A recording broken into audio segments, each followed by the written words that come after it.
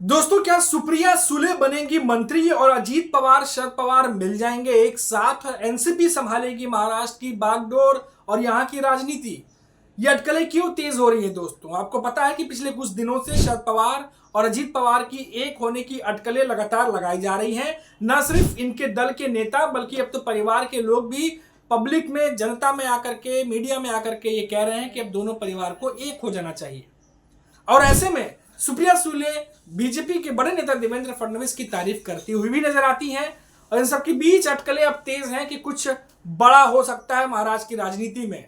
आज हम चर्चा करेंगे इस वीडियो में, बताएंगे कि कैसे एक बड़े उद्योगपति भी बीच में मध्यस्थता कर रहे हैं और चाहते हैं वो कि अजीत पवार और शरद पवार एक हो जाए। उसको लेकर के दिल्ली तक से बात चल रही है। नमस्कार दोस्तों, मेरा नाम है मनीष कुमार सिंह और आप देख रहे हैं 4 PM महाराष्ट्र। आपका बहुत बहुत स्वागत करता हूं। दोस्तों, पिछले कुछ दिनों से एक खबर आप लगातार तमाम न्यूज पब्लिकेशंस में और अखबारों में पढ़ रहे होंगे कि क्या अजीत पवार और शरद पवार एक होने जा रहे हैं। फिर दोनों के नेताओं की तरफ से बड़ा ही सख्त सा बयान आता है कि हम तो चाहते हैं कि दोनों पवार एक हो जाएं और एनसीपी फिर से एक हो जाए ताकि पार्टी मजबूत हो जाए। फिर हम देखते हैं कि जो अजीत पवार की माताजी हैं आशा पवार, उनकी तरफ से बयान आता है कि वो भी चाहती हैं और दुआ मांग रही हैं कि दोनों पवार एक हो जाएं। फिर हम देखते हैं कि देवेंद्र फडणवीस की तारीफ करती हुई सुप्रिया सुले नजर आती हैं। कहती हैं कि एकमात्र ऐसे नेता हैं जो एक्टिव नजर आते हैं। गढ़चिरौली दौरे के बाद उद्धव ठाकरे की शिवसेना ने तारीफ किया ही, सुप्रिया सुले ने भी तारीफ कर दी। और इस तारीफ के बाद ऐसा माना जाने लगा कि क्या शरद पवार की एनसीपी का दिल भी अजीत पवार और बीजेपी के नेताओं के लिए अब पिघलने लगा है। और इन सब के बीच खबर आ रही है कि अगर क्या ऐसा भी अटकलें तेज हैं कि क्या ऐसा भी हो सकता है कि सुप्रिया सुले को केंद्र में मंत्री बनाया जाए और फिर उसके बाद जो अजीत पवार है वो एनसीपी संभाले महाराष्ट्र की। इसकी भी पूरी पूरी अटकलें जो है वो लगाई जाने लगी हैं। दोस्तों, आपको बता दें कि इसमें एक बड़े उद्योगपति की मध्यस्थता भी बताई जा रही है, जो कि वो खुद चाहते हैं कि दोनों अजीत पवार और शरद पवार एक हो जाए। और ऐसे जानकार भी मान रहे हैं और कई नेताओं का भी मानना है कि अगर ये होता है तो फायदा बीजेपी को भी होगा। अब आप सोचेंगे बीजेपी को कैसे फायदा होगा? बीजेपी को फायदा होगा कि अगर 8 सांसदों वाली शरद पवार की एनसीपी और 1 सांसद अजीत पवार के पास है, टोटल 9 सांसद वाली एनसीपी एक हो जाती है, तो बीजेपी के लिए चंद्रबाबू नायडू और नीतीश कुमार पर जो निर्भरता है वो कम हो जाएगी, काफी हद तक कम हो जाएगी, क्योंकि 9 सांसद जो है उन्हें एक महाराष्ट्र में जो एनसीपी है उनसे मिल जाएगी। तो ये बहुत सारी गहरी राजनीति, पर्दे के पीछे का खेल जो है वो चल रहा है। और इसका अंदाजा अटकल ही हम लगा सकते हैं, जो खबरें, जो रिपोर्ट्स निकल के सामने आती हैं तमाम, क्योंकि राजनीति है और राजनीति में कभी भी कुछ भी हो सकता है। और शरद पवार क्योंकि माहिर खिलाड़ी है, और आपको पता होगा कि विधानसभा चुनाव से पहले भी, लोकसभा चुनाव के बाद के आसपास एक बड़ी मीटिंग हुई थी और बड़ी मीटिंग की रिपोर्ट्स जो आई थी उसमें भी ये कहा गया था कि इस मीटिंग में कुछ महायुति से जुड़े बड़े नेता थे और इस मीटिंग में शरद पवार भी शामिल थे। ऐसी भी रिपोर्ट्स थी, रिपोर्ट्स के अनुसार बता रहा हूं मैं। और जहां पर ये मीटिंग हुई थी, जहां पर उद्योगपति थे, तो ये उद्योगपति कौन है और क्यों ये चाहते हैं कि शरद पवार और अजीत पवार एक हो जाए?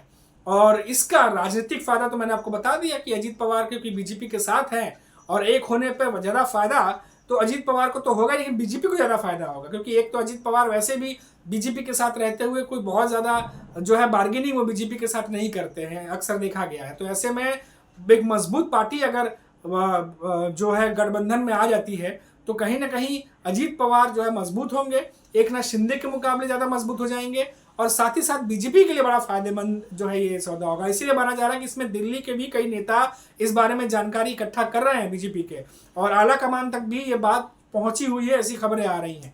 तो ये बड़ा ही दोस्तों अजीब सी स्थिति जो है इस समय महाराष्ट्र की सियासत में बनी हुई है।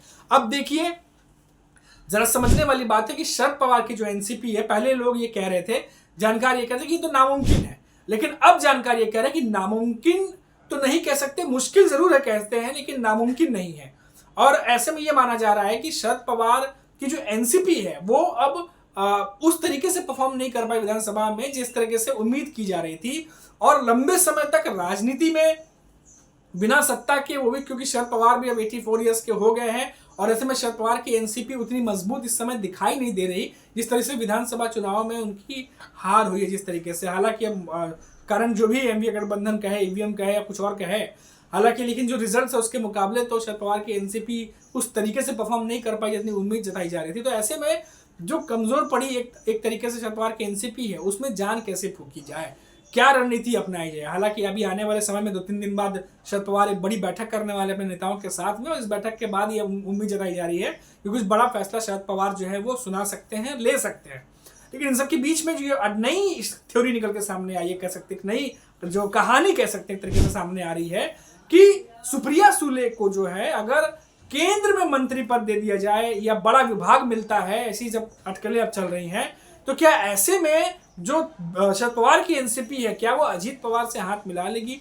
और अजीत दादा पवार के पास जो है पूरी तरीके से एनसीपी, क्योंकि विधायक तो उनके पास है ही, चुनाव चिन्ह भी उनके पास है, और एक तरीके से शरद पवार की एनसीपी भी जो नेता अगर वो मिल जाते हैं तो अजीत पवार जो बची कुची जो ताकत है वो उनको मिल जाएगी और भी ज्यादा मजबूत हो जाएंगे पहले के मुकाबले। तो ये भी अब एक गुंजाइश पूरी दिख रही है, यानी कि शरद पवार की एनसीपी को भी फायदा, अजीत पवार को भी फायदा और बीजेपी को भी फायदा। तो इस तरीके से एक नई अटकलें जो है महाराष्ट्र की सियासत में शुरू हो गई है। अब इस पर तो तमाम जानकार हैं, अलग अलग रणनीति अपनी जो समझ है उससे बात कर रहे हैं। कई लोग कह रहे हैं कि इतना जल्दी फैसला लेना मुश्किल होगा।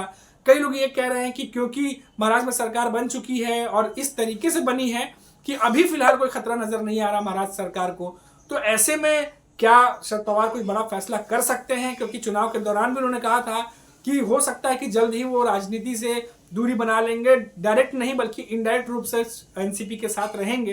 तो क्या कुछ हो सकता है, अब इसका अंदाजा लगा पाना बहुत ही ज्यादा मुश्किल है, क्योंकि कौन किस खांचे बैठेगा, किस तरीके से किसके साथ हाथ मिलाएगा, इस समय कुछ भी कह पाना बहुत ज्यादा मुश्किल लग रहा है। लेकिन ये जो अटकलें चल रही हैं, जो नए नए एंगल समझ में आ रहे हैं, जो नए नए राजनीतिक के दाव पेच जो समझ में आ रहे हैं, उससे तो यही लग रहा है, क्योंकि ये जो तीनों पार्टियां जो हैं, चाहे अजीत पवार की एनसीपी हो, चाहे शरद पवार की एनसीपी हो, चाहे बीजेपी हो, अगर इस कहानी पर अगर यकीन करें तो तीनों ही पार्टियों को फायदा पहुंच रहा है। एक तो जो संजय राउत ने एक बात कही थी दोस्तों, आपको याद होगा, करीब 1.5 हफ्ते पहले उन्होंने कहा था कि बीजेपी जो है वो शरद पवार के सांसद जो है अपने पास लाना चाहती है, जिसके लिए अजीत पवार को जो है काम भी दे दिया गया है। संजय राउत ने ये बात कही थी। अब वो बात मुझे याद आती है जब मैं ये तमाम जब खबरें पढ़ रहा था, सुनता हूँ, बातचीत होती है, फील्ड पे रिपोर्टरों से भी बातचीत होती है, तो तब मैं ये चीज़ों को जब देख रहा था तो मुझे संजय राउत का वो बयान याद आया कि ये तो बिना तोड़े ही जो है वो खेल महाराष्ट्र की सियासत में हो सकता है, जब तीनों ही पार्टियों को अगर फायदा पहुंचता है और तीनों पार्टियां मान भी जाती हैं।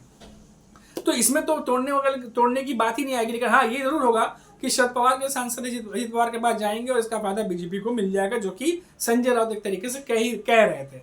तो ये भी अपने आप में देखने वाली दिलचस्प बात होगी, क्योंकि एक तो बिहार में नीतीश कुमार वैसे ही बीजेपी की जो सांसें हैं वो ऊपर नीचे करके रखते हैं, चंद्रबाबू नायडू भी कभी कभी खींचते रहते हैं रस्सी। तो ऐसे में बीजेपी भी चाहेगी कि कुछ ऐसा हो, कुछ ऐसा पत्ता पलटे कि इन दोनों के ऊपर अगर निर्भरता कम हो जाए तो बीजेपी भी एक सांस, चैन की सांस लेगी। तो इस एंगल से देखें तो ऐसा लगता है कि कहानी कहीं ना कहीं संपूर्ण हो सकती है। नामुमकिन नहीं है, मुश्किल जरूर है। अब देखते हैं कि आने वाले समय में महाराष्ट्र की सियासत में आखिर ये दोनों पवार जो हैं, शरद पवार और अजीत पवार, क्या ये एक होंगे, और एक होंगे तो क्या जो अटकलें या कहानी हम सुन रहे हैं, जो खबरें ऐसी सुन रहे हैं, क्या इसी प्रकार से होंगी या कुछ और भी चीजें हो सकती है, या फिर दोनों एक नहीं होंगे? क्या कुछ होगा वो तो आने वाला वक्त बता देगा। अभी के लिए इतना ही। आप देखते रहिए 4 PM महाराष्ट्र। नमस्कार।